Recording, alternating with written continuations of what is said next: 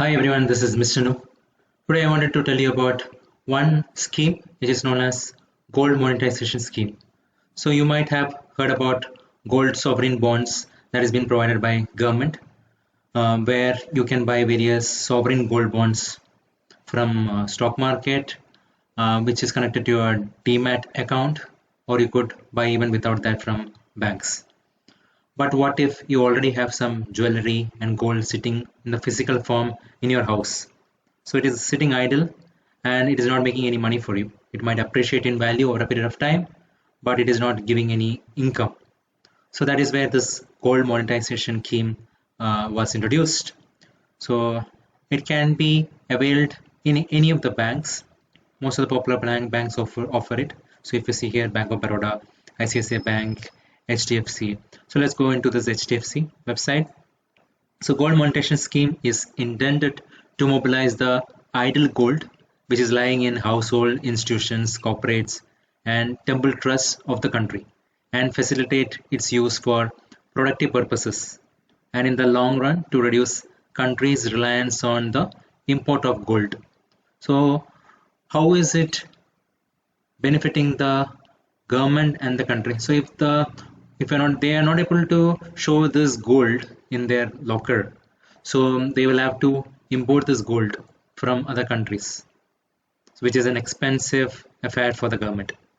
So if the gold which is coming from the people of the country is used and kept in the lockers, then that can be used to save money. So what are the benefits? So it will allow you to earn interest on idle gold in your locker, house, or trust. You can save on locker charges presently used for storing gold. Gold accepted can be in the form of bars, coins, and jewelry. There is a tie-up with renowned refiner. You can check your gold's purity as well, as this is the gold in presence at the CPTC center. So what is the eligibility for this? So resident Indians, including mutual funds exchange traded by the SEBI and companies, are eligible for this. So joint deposits of two or more eligible deposits are allowed, and deposits in such case should be credited to joint deposit account open in the name of such depositors.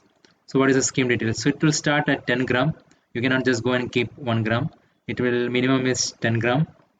So minimum at one time shall be 10 grams or raw gold. Maximum there is no limit. You can put as much as you want.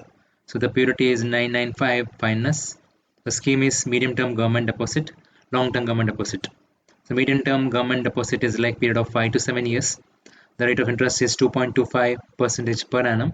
It's very small, but it is good considering the fact that you will also gain from the possession of gold. So the lock-in period is 3 years. Long term is 15 years. The rate of interest here is 2.5. Lock-in period is 5 years. So interest is denominated in INR and paid on value of gold prevailing on the date of creation of deposit. So deposits are accepted by banks on behalf of central government, and deposit receipt and certificate indicated on the behalf of central government.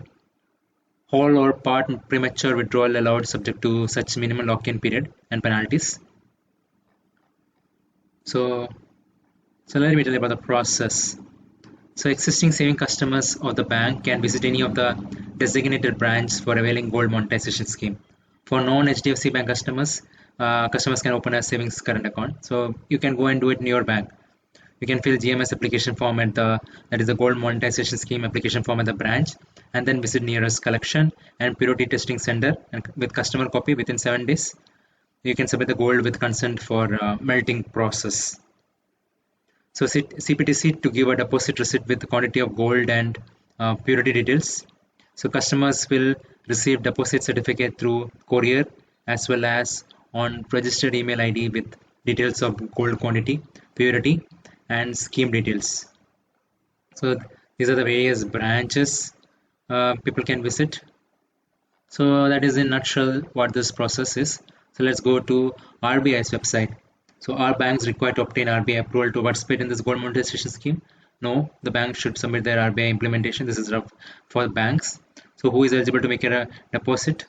That is mentioned. It is individuals. So what is the procedure for customer to make a deposit in the scheme? So I have mentioned that in the other question that is there. What are the procedure for depositing, and the minimum is like 10 gram of gold. So this is the interest rate that you can see. So can customer get back his jewelry if the purity determined by C is not acceptable? The jewelry will be melted by CPTC to conduct the fire assay, and the customer can then get back gold only in the post melted form. So can a customer get back the jewelry if the purity determined by the CPTC is not acceptable to him and she does not want to invest in GMS? So the jewelry will be melted. So if they are testing it, right, and in that case if the quality is not met, in that case the jewelry will be melted by CPTC to conduct the fire assay, and the customer can then get back gold only in post melted form. Thus the decision regarding taking back the jewelry in the original form must be taken by the customer after XRF test and before giving consent for fire assaying. So in what form will the depositor get back his gold at maturity? So in case of all the types of deposit that is mentioned here, option or adoption of principal in gold or INR equivalent will be obtained at the time of making the deposit. Further, any premature adoption will be only be in INR.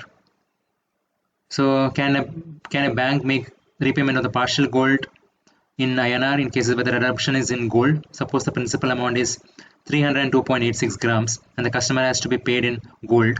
A bank can repay 302 in gold and 0.86 grams in equivalent amount of INR. It may be noted that interest on deposit shall be calculated in INR on the value of gold at the time of deposit. So can banks hedge their gold exposure arising from operation of GMS? Yes, they can. So whether interbank lending of gold mobilized under GMS is allowed? Yes, designated banks are allowed to lend gold mobilized under the scheme to other designated banks for similar use as prescribed under the scheme.